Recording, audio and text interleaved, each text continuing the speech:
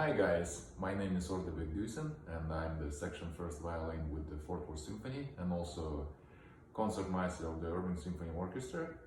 And this is gonna be a set of few videos for the Castleberry school, for the string players, string students, and I'm delighted to talk about few I would say topics of the playing violin and the practicing, and I would like to start actually with the main one, which is for me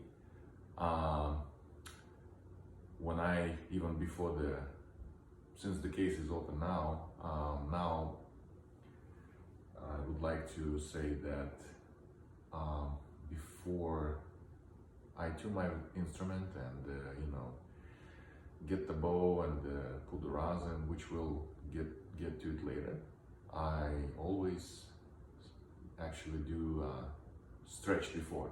So I'm gonna show you how and how I actually stretch it.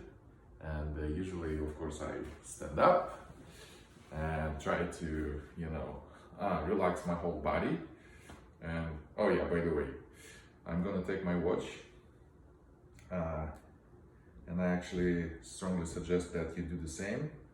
Do not play with the watch on your hands, because that gives you kind of additional weight, and it just doesn't look professional actually.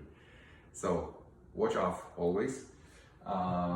Yeah, so before we start touching the instrument, we need our actually body be totally relaxed, flexible. So in order to do some few exercises, I usually do something like that, put your wrist on the shoulder and kind of stretch it all the way down, and then raise it this way and this side and that side, and do something like together, and then something like this. So, and then raise your upper hands and do that, or do this, all kinds of moves, which actually gives you the feeling of the back stretching, and that kind of relaxes your muscles at the same time, but also gives you a sense of the flexibility, because our body needs that. For example, I personally think, and probably a lot of my colleagues will agree with me, that playing the violin is not the most natural the way of playing the instrument.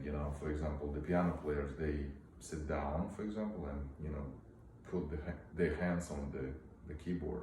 So, but for us, we need to put the violin and put the bow and start going, and that depends on the position of your body and what your sometimes some people put the right foot a little bit further, further forward, actually not further forward. Some people do opposite, left. So me personally, I would like to have a balance on my both feet, so I can actually feel the body structure totally. And not to mention that actually, your sound, when you produce sound, it actually goes through your chest and then out. So, but again, it's just my personal feeling and just my personal opinion. Anyway, before we start further get to the instrument, make sure that your equipment is with you. Your bow is ready to go, and of course, we need to probably put I need to, and I strongly suggest you do the same. Put your, the rosin on a little bit, but not too much, depends. So yeah, I'm gonna talk about rosin a little bit too. So I have two rosins. You probably can see it here. One is Picot, which is dark rosin, and the other one is Andrea Sola rosin. So which is, I think, a little bit, I don't know if you can see it from here, it's a little bit lighter. So depends also on the season. For example, during the, I believe during the summer, you supposed to, or not supposed to, but supposedly that during the summer you should use the lighter rosin cake in order to, because I think that has to do with a lot of humidity and things like that. So, but you know, me personally, I use both those rosins, and I usually would do it like that, as my teacher used to teach me. So basically, you start from the frog, and then do it equally, like that. So, like that. You're supposed to do it 6 times, but depends again. If you feel you can do it, you know, 3 times. Sometimes I do 3 times, sometimes I do 6 times. That's all depends. So moving on, I usually play without shoulder rest, but that doesn't mean you have to. So, but make sure you have all your equipment with you, because, for example, when you have a, let's say, audition or performance, you don't want to get that nerve-wrack thing, like, oh my God, where's my shoulder rest, you know? What else I wanted to mention? Of course, we're talking about like serious things like auditions and all that, which we'll get to it, but I would strongly suggest you have a second set of strings. Of course, one is which you actually using it, like playing it at the moment, but at the same time you would have a second set of it, which is also ready to go. They're already being used. For example, you put a new set of strings, let's say for couple weeks, play on it, and then, you know, make sure that they breaking, that's how we say it, and then take them out and then put it back, but have it always next to you, you know, like basically in your violin case. Why am I saying this? Because, for example, what if your string breaks before your important, let's say, performance? So you would have a, you know, the string ready to go, which has already been played, but at the same time it didn't lose the color and the strength and the tone, most importantly. So I always keep a second set of strings, as I said, and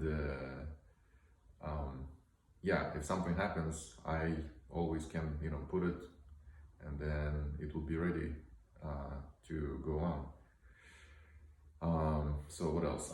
Yeah, well, actually, so before we get to the other instrument, of course, always try to make sure that the top of instrument, for example, I'm talking about this part, it's always clean, like especially after you practice, or you know, before the performance, after you practice, before you practice, just make sure the instrument is clean.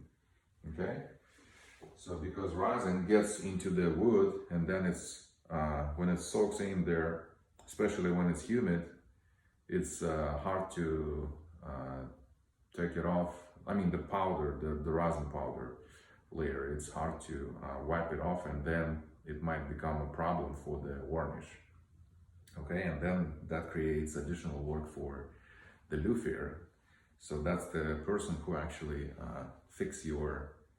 maintains your instrument. So there is that. So the way how I do it, put this tissue and then kind of gently wipe it like that. Okay, and then do it like that. So that's my first the video for how to warm up and how to get ready for the practice session or lesson or rehearsal. So in my next video I will be talking how to tune, and then how to make sure all the tuning is kind of matches the other strings. Okay, so thank you for watching, and again this is the set of videos for Castleberry students.